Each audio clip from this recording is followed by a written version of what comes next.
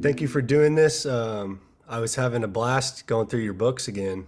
Oh yeah. Very illustrious career and life, and it's jazz history at its finest, man. So I want to thank you for doing this. I appreciate you for being here. I'm over on the West Coast, so I always mess up my math when I try and go to the East Coast time. But I just wanted to chat with you maybe about your career and just the people you've met, kind of your story. It's very inspiring, and it's so cool because it just your timing was impeccable. Yeah, I was lucky to be in New York at a time when you could be standing on the corner and a gig would show up. Right. Yeah, and you weren't always a bass player, obviously. You had No, actually, my mother started me out on the piano when I was about four, and I ran into wall. I couldn't get both hands going at the same time. So in the fourth grade, I had a teacher, a music teacher that came, and he wanted to start a grade school band. So he passed out a sheet of paper that had all the instruments listed on it. And I saw a trumpet there and I knew what that was. So I checked that. And my folks sent to Sears Roebuck. This was during the Depression. They found a trumpet that was $9.95 with case. wow. And so when I finally got that, uh, I tried to play it for about a year, and my dad even got me a $30 trumpet that was silver. This one was brass, and I still couldn't get enough chops to play the first parts. I wanted to play higher. So I complained to my teacher, and he looked at my teeth and said, "Well, maybe you need a bigger mouthpiece." He said, "The school owns a baritone horn that nobody's playing, so why don't you take that home and see it? It fingers the same as a trumpet." So I took it home and I liked it a lot. And then when I got into the orchestra, I found out that everything that was transcribed from classical orchestras. They had given the baritone horn the cello parts, so there was a lot of beautiful melodies there to play. Yeah. And I got good enough on that. I bought a horn of my own, and I went to a couple of solo contests and won them. And then when I went in the army, I thought I would have no trouble getting into a band since I was a baritone horn player, and they had no consideration for what that was. But they saw that I could type because I had been taking a half a year of typing in high school. So they put me in an office, and it was dreadful because there were master sergeants that were waiting to get discharged that had been in these offices for a long time. And I'm a private. I'm making about half of what they're making, but they're giving all of the work to me. Right. So, Yeah, I read that in your book. yeah, yeah. So, uh, They kind of pawned off all the work on you, huh? yeah, but there was a good cornet player there. He only liked music from Louis Armstrong up to about Muggsy Spanier. And he taught me that whole Dixieland repertoire, which came in very handy when I met Jimmy McPartland later. I was working with Marion McPartland, and Jimmy started hiring me on some of his gigs, and it was great that I knew all those uh, traditional tunes. Yeah. So this cornet player finally, we were in Fort Meade, Maryland. He said, a baritone is really not a jazz instrument. I was playing tailgate baritone, And he said, "Why don't you get a valve trombone?" Brad Gowans and some other guys play that, and its fingers the same as baritone.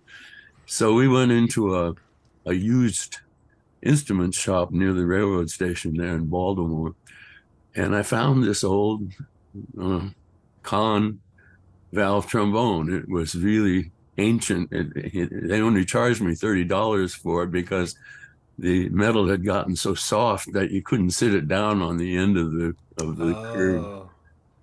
or the tubing would just flatten out, you know. Wow. So I figured out how to fix it up, and actually, I had started learning to play trap drums when I was in high school. We had a little swing band that this teacher that had been with us all these years started, and my brother had played the alto saxophone when he went in the Navy. He put the thing under his bunk, and I got it out and started figuring out how to finger it. And uh, then the next year we merged with another school that had a whole bunch of good saxophone players. So I was out of a job, but our drummer had graduated. So I went over to the filling station where he worked and said, "Show me what you do on the hi-hat there, and what's your cymbal beat." And then I became the drummer. And actually, there was so little interest in any of the other people that were in that band and playing drums that I even came back when I started college and played drums in the high school swing band, you know. Mm. But then I got to be of age. They were still drafting people, and I got the notice to show up in Seattle and have a physical. Wow. And I said, "Well, am I 1A?" And they said, "Oh, yeah." I said, "Well, when are you going to take me?" And they said, "We can't tell you that. We don't know." I said, "Well, what's the shortest period of time you can enlist for?" And they said, 18 months. And I said, "Great, put me down for it." That way I could start right then and get it out of the way, you know? Right. So as soon as I got in the Army, there were a couple of bands there at Fort Lewis, Washington that wanted me, but one of them was an engineer band, and I was taking engineer basic, but they were leaving a week before my basic training was finished. Mm. And there was no way that I could get them to Right. to let that go. But there was another uh, unit down on the main post. Uh, what was it? The first infantry? I can't remember anymore. And they had a band. They wanted me, and my colonel said no. He took he took engineer basic, and he's got to be an engineer. This is an infantry Oh. band, you know. So right around that time, they put me in the office, and uh, I was over in the service club one day complaining to some sergeant that was in there about what a rotten deal that was. And he says, "You want to be in a band? I'll put you in a band." I said, "How can you do that?" He says, "They're starting a new one here. They won't know where it came from. I'll just put your name on the order." Oh, right. I read that. That was wild. So the next thing I knew, I'm in the band. Oh, that's And great. then as soon as they got that band, it was a new band. As soon as they got it, with the personnel added and everything was ready to go, we got a notice from the East Coast that they needed us at Fort Meade, Maryland, to be the Second Army Band. And so we were going to be transported out there. So I was driving a little mm, Model A Ford, 1930 Model A Ford.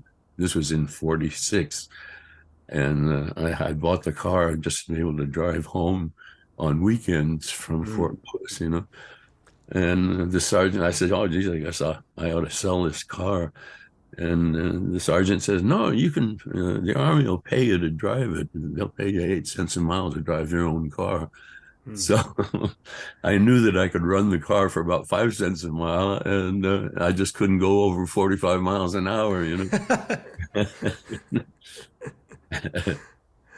So I made that trip. When I got the only superhighway that existed at that time was the Pennsylvania Turnpike, and it only ran from Harrisburg to Pittsburgh. They've extended it a lot since then. But I got on it, and there were signs saying minimum speed 40 miles an hour, and that was my maximum speed. So I was really pushing the car. And when I got off in Maryland, started to head over toward Fort Meade, uh, my my engine started to run rough. I said, "What the hell's going on?" So I saw a gas station that had a mechanic, and I pulled in there, and he's all charmed that it's got a Washington license plate. Here I am in Maryland. So he takes the electrical thing apart and diddles with it a little bit and says, "No, that's not what's wrong." Then he cleans the settling bowl and the carburetor. "No, that's not what's wrong."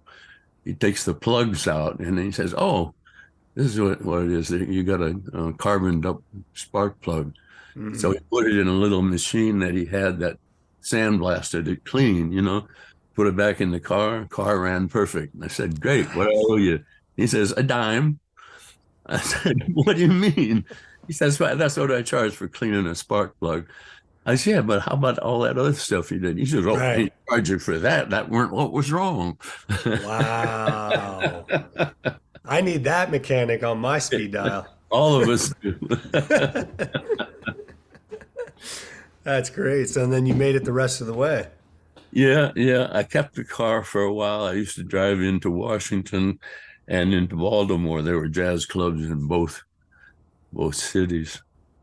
And then it kind of got to be a pain to maintain this car. And I met an MP who uh, had eyes for it.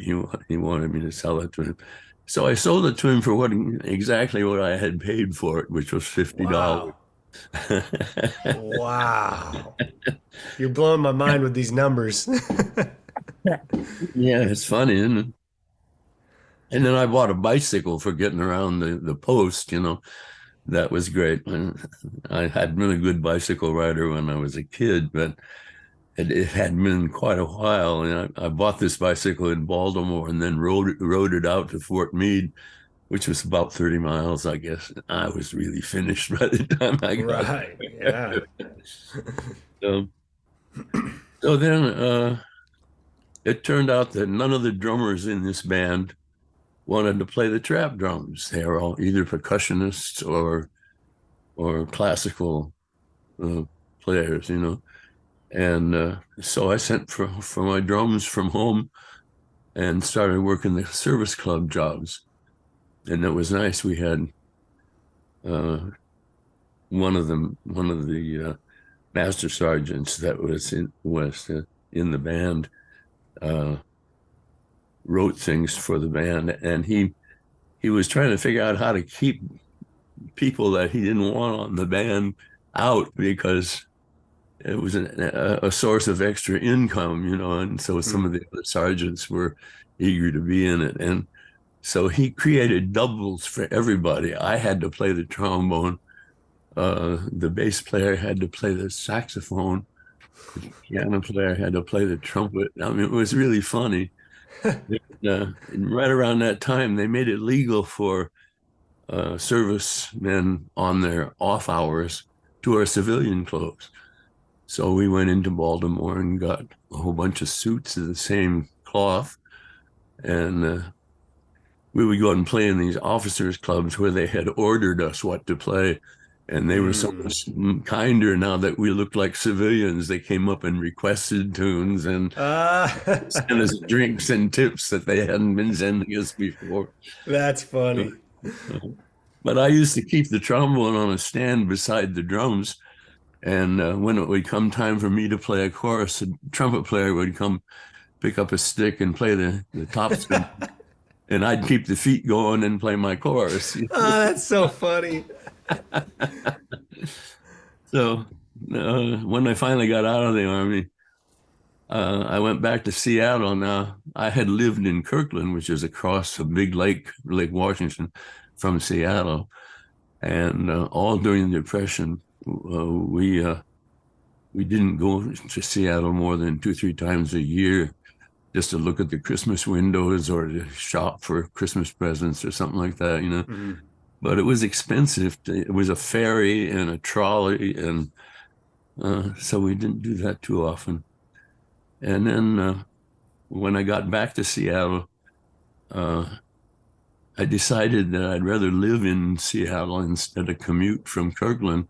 So Mm. I found a couple of musicians that were living on a houseboat in Lake Union, and I joined them. And the rent was very cheap, and we used to have jam sessions all day. It was great. Nice. Uh, and I met this woman. I had a job in a club called the Cirque Club, and I had a rehearsal one afternoon, and then I had some time to kill between that and the evening job. So I was downstairs in this record store that was on the ground floor, and I'm looking in the Charlie Parker bin, and this girl comes over and says, "You must be a musician. Nobody else looks in that bin." So we met. Her name was Janet Thurlow, and I found out she was a singer, and she knew all the jazz men in Seattle, Mm. including Quincy Jones, who was about 18 then, Wow. and Ray Charles, who I didn't know that was his name because everybody called him RC. And Oh. there were some other local players, Gerald Brashear and Floyd Standifer, very good players. And so I fell in with those guys and learned a lot just from playing with Yeah. them. And at this point you haven't started bass yet. No, this drummer, he grew up in Olympia, Washington, but he'd been on the road with some bands, and he'd been out to New York, and he'd met some junkies and became a part-time junkie himself.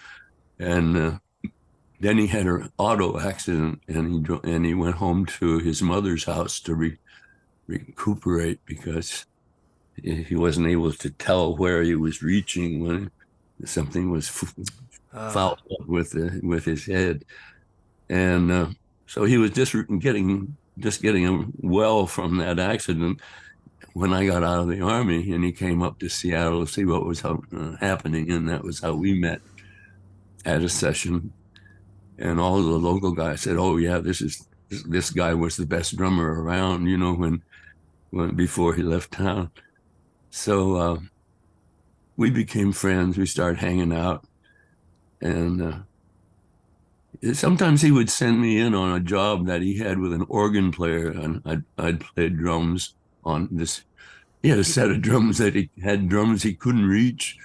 They were just a huge pile of drums and cymbals, and but it impressed the boss, and so I just played what I could play, and so one day we're sitting up at his apartment, and he said, "What do you think about when you're playing the drums?"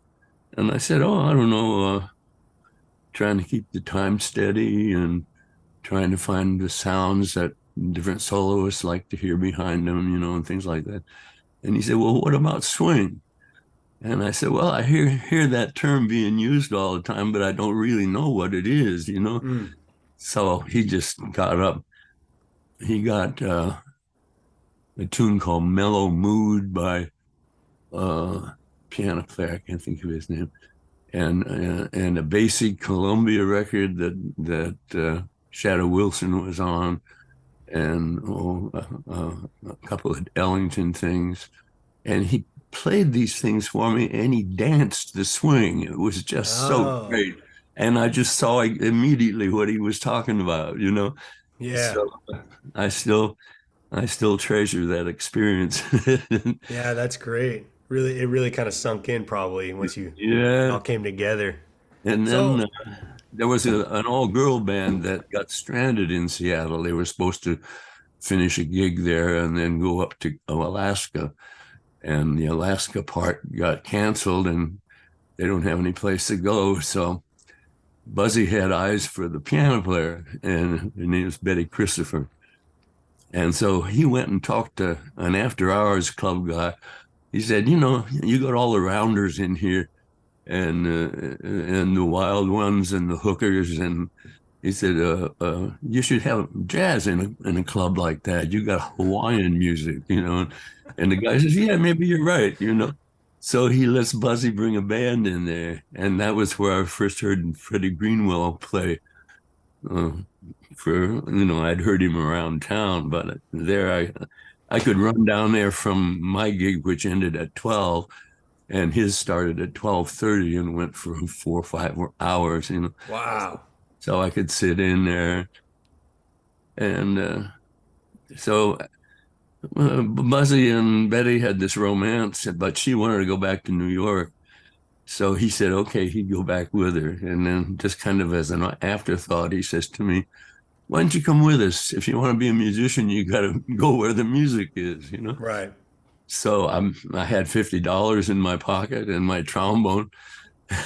And so we got on the bus and went out there. And he introduced me to people like Alan Eager and Stan Getz and Dave Lambert and Wow. a whole bunch of people. They mostly hung out at Charlie's Tavern, which was in the old Roseland building. And Yeah, that was so cool to read about. that was one of the few places I knew to go and hang out during the day. Right. And at night, I would go up to Birdland. I had found a furnished room a block away from Birdland. And I would go in there as soon as they opened and started the music and pay my 75 cents, whatever it was, and then stay until they closed. I didn't have to buy anything, didn't have any money. So that was that was great because there were so many good, Charlie Parker's band was there, Hmm. and Roy Haynes and Red Rodney and Wow. Bud Powell and Tommy Potter were in his band. And then the house band was all guys that had recorded with Bird. So that was like uh, uh, Al Haig and Curly Russell and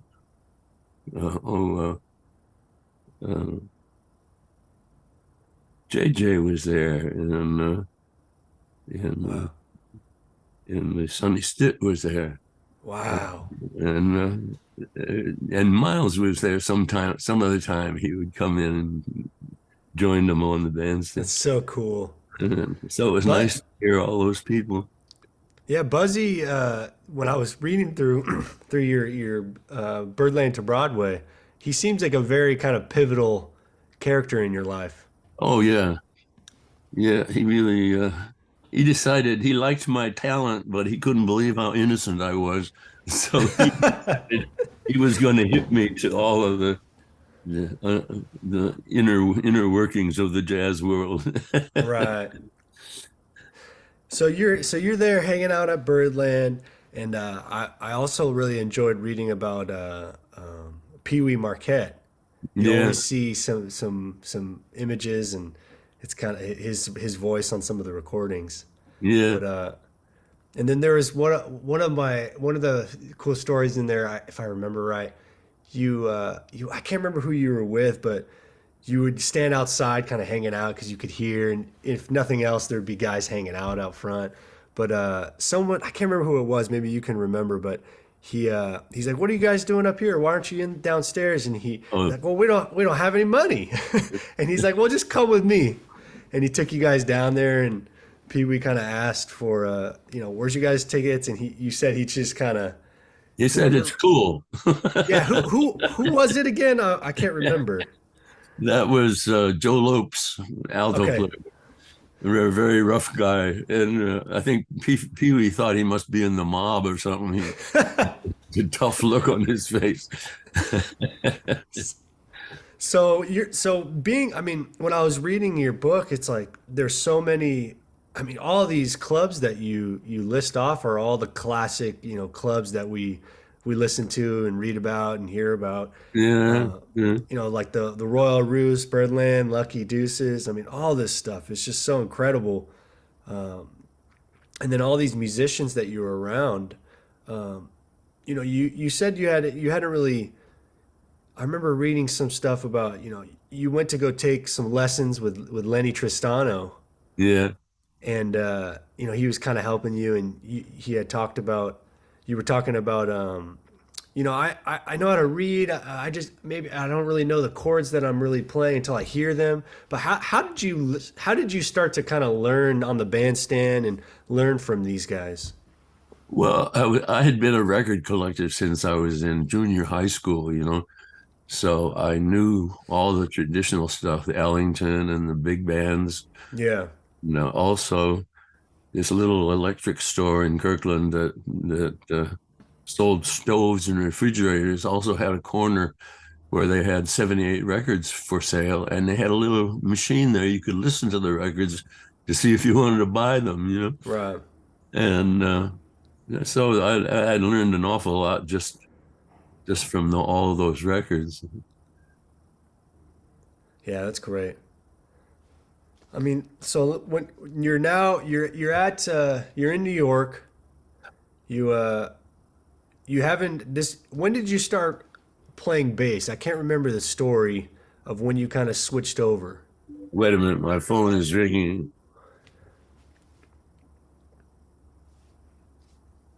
Hey, David. Hi, how are you, Bill? Good. Good. I got a call from Jake today, and I happened to, yes, Oh, good. I'm glad. all right. So thank you very much for inviting me. Oh, yeah. I always look forward to playing with you. Who else is going to be in the band? Well, I gave him a list of people. Tomoko Ono is going to be on piano, and Ryo Sasaki is a trumpet player. And let's see, who else? Oh, Art Barron, I gave him his number. All right. So The it's, trombone. yeah, yeah. So there's an arranger that's going to write up some little charts, but there's nothing really hard to play. I appreciate it. I hope you're enjoying the holiday. Okay, thanks. Bye. All right. Take care. Bye-bye. That's David Jones. Lincoln Center is doing a concert, kind of like what we're doing here, but with music. Cool. And so I gave him David's number, and he said yes. So that's great. Man, it's so cool to see you just like still at it, still working and doing what you love. It's really inspiring. I mean, Yeah, what's the secret to your longevity? Like, my mother had good genes. She lived to be 103, and my dad was not so lucky. He lived to the end of his 70s, and my older brother didn't last that long. So I guess I'm benefiting from my mother's genetics. that's great, man. I know that you're still out there playing, so it's so cool to see. It's funny, when I was in the army, I went into Baltimore to hear Lester Young. I'd never heard him in person. Mm. And we were sitting at a little oval-shaped bar that he was inside of with his group. So I could have reached out and touched him. It was wonderful. And his drummer was Roy Haynes. Wow. So then when I first came to New York and went down to Birdland, Charlie Parker's drummer was Roy Haynes. Yeah. And then a couple years later, after I'd started playing the bass, Jimmy Rainey got me on Stan Getz's quintet, and we went up to Boston for a gig, and Roy was living there, so he was our drummer. I got to play with him for a week, so that's really nice to have that kind of connection to good people. Yeah, of course. I mean, the list of people that that you've played with, just reading your two different books, it's like incredible. As as a jazz fan, you see these names all the time, and it's like, wow, Bill's over here. He's pretty much played with everyone, whether it's Yeah, Stan Getz to Zoot Sims to like you were saying. And then there was another time where you had played with Quincy again. yeah. Buddy Catlett was his bass player from Seattle, but he didn't have a cabaret card, so he couldn't work the New York job. Mm. So I did 2 weeks with Quincy subbing for Buddy. Yeah, Mhm. that's so cool, man. Mhm. Um, Maybe And I got one chance to play with Duke Ellington when I was with Mulligan, his quartet. We were up at this oh, what's the name of that place? There was an outdoor uh, amphitheater up near Columbia University, and we were supposed to do an afternoon concert there. And Duke came over to Jerry and said, "Do you mind if my band goes on first? Because I've got someplace to be tonight, you know." And Jerry said, "Sure, okay." So Duke went out and got his band up on the stand, and there was no bass player. So he looks at the sky. He's afraid it's going to rain. And he looks at his watch, and he comes over and grabs me up by the sleeve and says, "Come with me." I'm standing there with my bass. So I just went over and I started to get the book out that was laying on the floor under the bass player's music stand. And Britt Woodman whispers to me, "Don't do that. That's all been changed. You know, just hang around in B flat for a while while Duke talks to the audience. You know." So I did that, and then when he started calling tunes, he had sense enough to call tunes that were old enough that I would know them. You know, right. And I had a really nice time playing with that band. And then when he wanted to play a new ballad that he had written, and he knew I didn't know it. So I was standing right beside his piano, and he came up and sat down at the piano, and he pointed at my note, and I knew what key we were in. Right. So I'm ready, and he kicks it off, and then every time the chord changes, he points to my note, doesn't play it, but he led me right through the Wow, whole that's so cool. It was great. Yeah. That's so cool, man. That's incredible.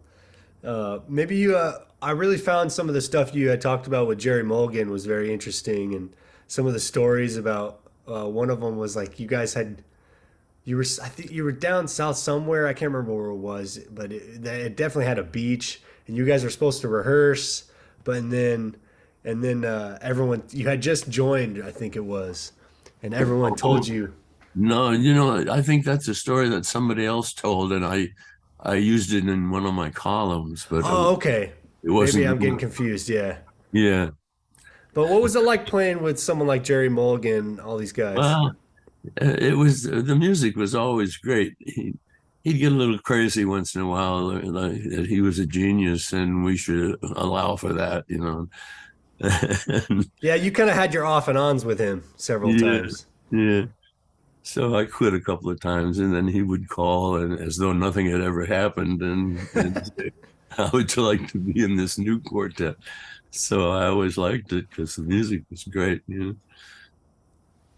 That's so cool. I mean, some of these stories, I wrote down a couple notes just that I thought were so cool. I wanted to ask you about some of these clubs, and one of them I found interesting was there's this story of you're at the Playboy Club, and it was Lewis and Christie were arguing. I think they were harmonica players, Yeah. and then I can't remember. I think his name John something. I can't remember his name. Oh, the magician. Oh, that's right. Yeah. Yeah. And all of a sudden, these two are arguing, and he's like, "Hey, we got to go up there and settle this." And maybe you could kind of tell that story. It's just so crazy and funny. They uh, they decided that they were going to put John on, and so they acted like they were really hating each other and willing to break up the group and all that. And Right. John was trying to say, "Oh no, man, don't, you know, you got a good thing going here." And, excuse me. Um, so they pretended.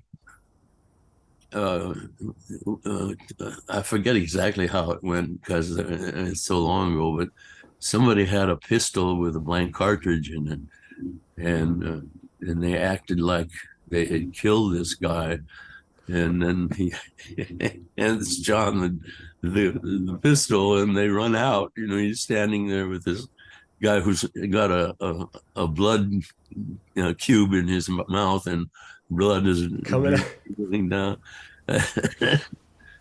So they jumped up and sang a song to him. He kept saying, "One of these days, one of these days." I'm gonna get you back, but yeah, that's so crazy. Wow.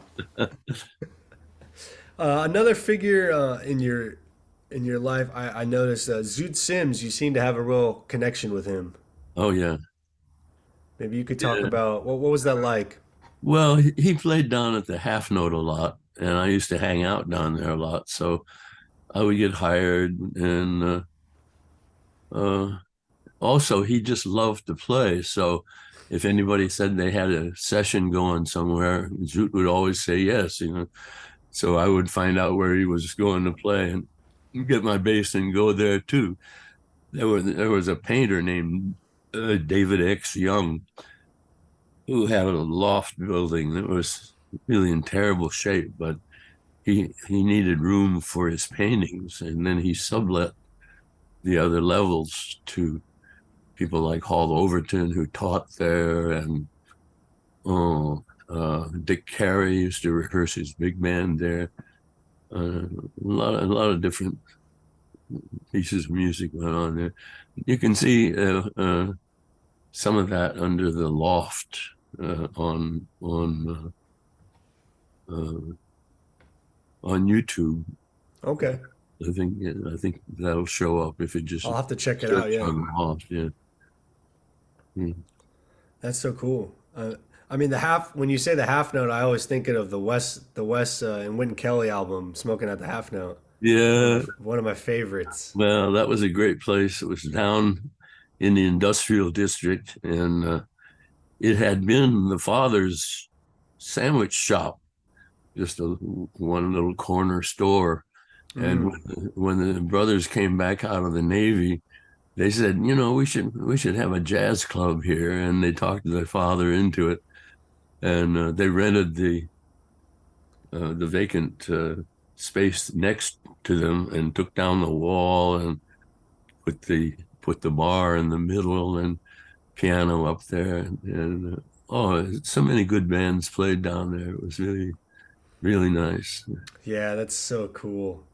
Um, one thing I wanted to ask you also, I was reading, you had a little chapter about comedians. Uh-huh. I do some stuff with like this jazz and comedy event that we do over here. But I wanted to ask you about what was it like back then with some of the comedians in jazz, and how did you guys interact and the intermingling of the two? Well, it depended on how they were hired. You know, like when I was at the Playboy Club, there were two showrooms, and they would be like a piano, bass, and drums, and a singer and a comedian. And they would get these guys to come down from the mountains and do the comedy because they would tell them this is where the hiring people from the Tonight Show come, and they'll see, you Oh, know, so they could get a good price from them. And oh, I know Lenny Bruce works in a lot of jazz clubs out on the West Coast. I was out there one time for a festival in uh, huh, I've forgotten the names of the towns now, but Lenny was in the club wow. doing his mischief. Yep. Yeah, That's so cool. I mean, I'm really into comedy, and he's kind of the forefather of it, you know. So yeah, I've always found it so interesting how like the two kind of intermingled. It's so great. yeah. When we were at the Playboy Club, uh, Kay Winding's band was at the main. It was like a built like a champagne glass bandstand that was between the first two floors, the first floor and the mezzanine. And Kay Winning had that band with oh God, Earl May and uh, I can't remember. The personnel changed a couple of times, uh, but I know we were playing down there. We played the off night there when they were off. On Sundays, it would be our band. And here comes Jackie Mason down the stairway, a huge stairway that came down the side of the wall. And he calls down to one of the comics who is announcing his show that's coming up pretty soon. And Jackie starts ragging him and saying all kinds of insulting things. And so so this comic, he's got the microphone, so he's really way ahead of Jackie. He says, Jackie, my agent told me that you were going to do this.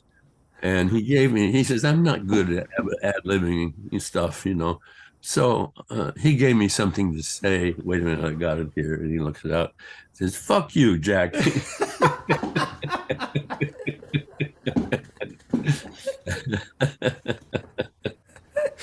Oh, it's so great.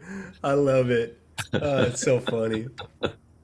I love the characters in jazz and music. It's so cool, man. It's just right down my alley. So Yeah. I wanted to ask you about an interesting story. Your wife was taking pictures at the Three Deuces. Yeah. I was reading, and there was a moment where Fats Navarro's there, and I guess had gotten mad at Yeah. He at tried Bud. to he tried to hit Bud over the head with his trumpet. And he missed, fortunately, and hit the top of the piano instead, which just bent the trumpet up. But Wow. it could have really damaged Bud. And your wife, yeah, I remember reading she had a lot of photos just of that all those concerts and stuff. But Yeah. um, Yeah. The darkroom guy stole all of the negatives. that's what it was. Yeah. Too bad. Wild. Yeah, I'm sure There's some great. still a picture I see on Facebook once in a while of Stan Getz and young Stan Getz and JJ and oh God, several of the different beboppers from those days. Yeah. Yeah, really nice.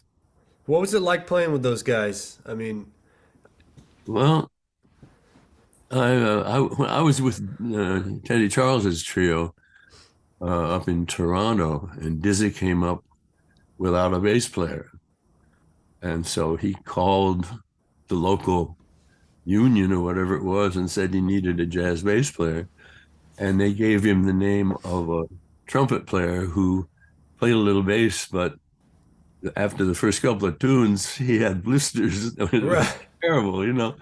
So since we had pretty long intermissions, we ran over there and I would sit in and got him through some sets and things. I knew all his tunes.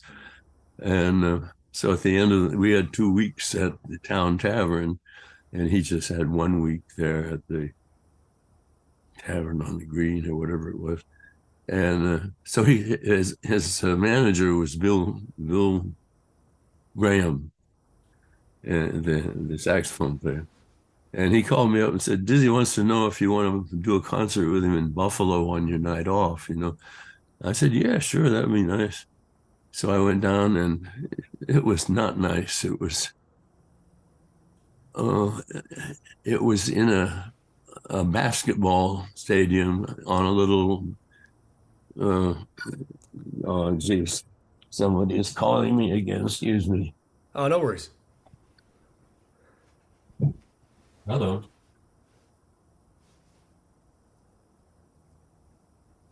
No, robocall. I've been getting a lot of those lately. Yeah. So it was very echoey in there, and I Oh, hear in the piano trying to hear the chords, and Dizzy's hollering chord changes, but I'm not good at reading chord changes that way at the time, you know. yeah. And then after the gig, I was kind of disappointed. I felt like I didn't really do a good job. Yeah. And Bill Graham comes over and says, Dizzy wants to know how much he owes you.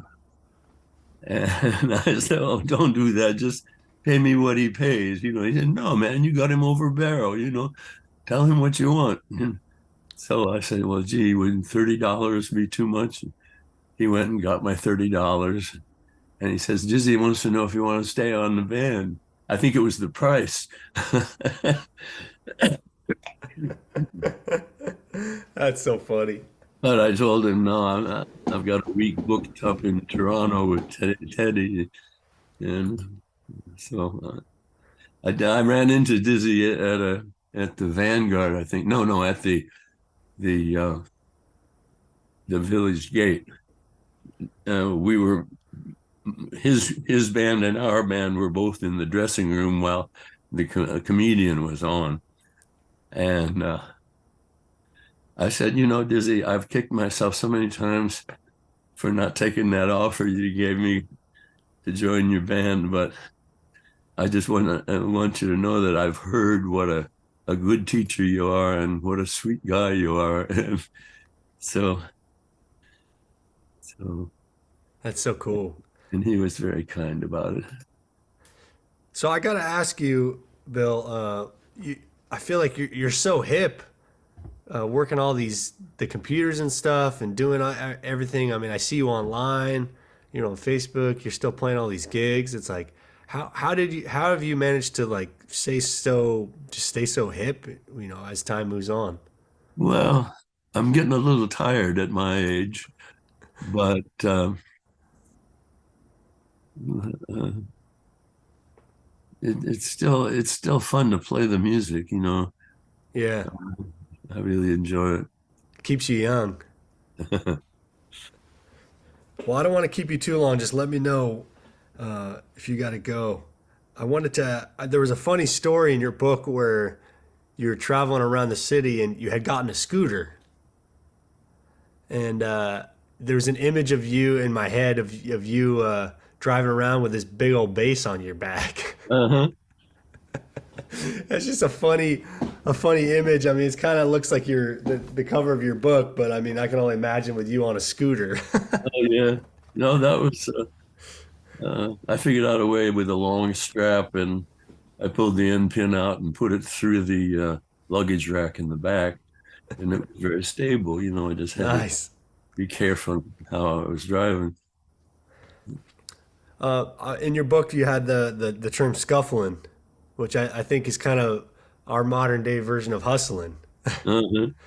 But what was it like back then, just as you were getting going before you really started playing with all these guys? You kind of just, were going around scuffling, as you said, getting different Yeah, gigs. I mean, I think people can relate nowadays to that too.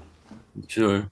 Well, Dave Lambert was a great help because he was out of work and he knew all the places in town where you could get a cheap place to live or cheap food that was tasty or all those things. And he also made me feel like it doesn't make you a bad person to be poor, you know.